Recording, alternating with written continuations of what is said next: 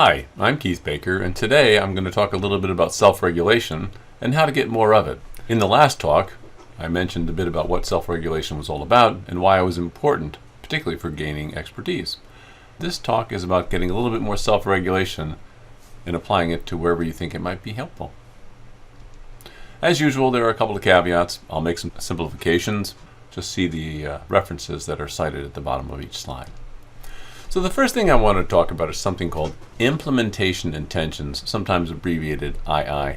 These are what are called if-then links. That is something that you create in your own mind. And in the implementation, you specifically, I should write perhaps the word you, specify when, where, and how exactly to act on a given goal when you create the so-called if-then link. As a very general example, an if-then link would look something like this. If I encounter a situation X, then I will do Y. So you set these up in your mind before they occur, and they automatically trigger because you've already created them in your mind. It's a form of generating useful automaticity. A more concrete example would be like this. If I see the coffee pot in my kitchen, then I will give my dog his heartworm medicine. So once this is created in your mind and you've thought about it yourself, when you see the coffee pot, it will automatically trigger the thought of giving your heartworm medicine to your dog. Implementation intentions have been studied fairly extensively over the years, and there are now a couple of studies demonstrating their general utility. This one in 2006 had quite a few participants. You can see nearly 8,000 people, and the effect size here was medium to large.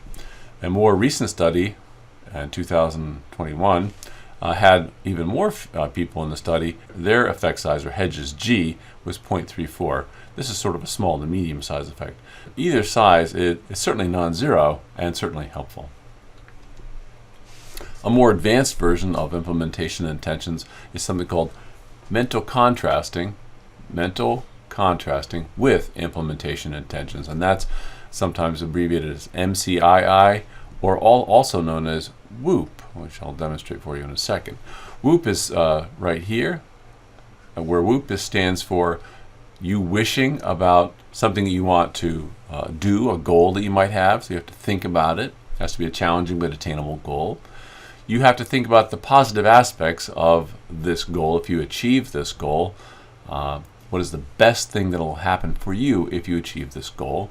You then have to come up with an obstacle that keeps you from attaining your goal, and it has to be something under your control, and you have to create that imagination of what that obstacle is in your life, and then you plan an if-then action. So that's the P part of the WHOOP, plan.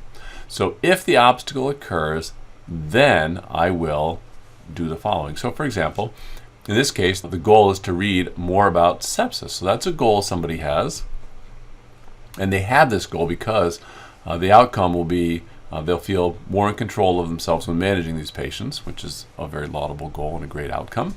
But it turns out they spend too much time on Facebook, and when they do that, they don't get around to this reading about sepsis. So they say to themselves, if, that's the trigger, if I'm looking through Facebook posts, then I will turn off my phone, that's my action, and read of one of my sepsis articles. So this linkage here is quite clear. In this case, the implementation intentions are coupled with outcomes and obstacles, making it an effective combination. Here's an example of what this can look like, and this is people, these are residents in training in anesthesia, and this is about choosing to read more about their own interest in their domain of medicine.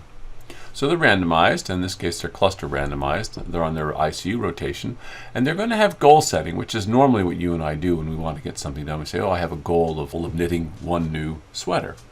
In contrast, the other group is going to be randomized to goal setting, but using WHOOP as the tool to achieve the actual goals. Because goal setting is easy, attaining the goal is not so easy. And you'll see here, the key interest here is time reading on the goal topics, not general reading. It's just goal topic reading, which is very specific. And in this case, you can see that these people who were randomized to the WHOOP component were much more successful at reading about their goal topics than the people who had just a general goal of reading more. So the effect size here is quite medium to large, which is quite encouraging.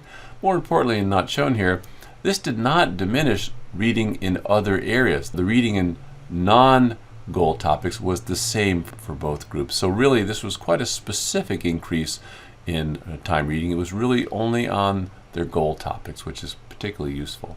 Thanks again for spending a little bit of time traveling the Expert Pathway.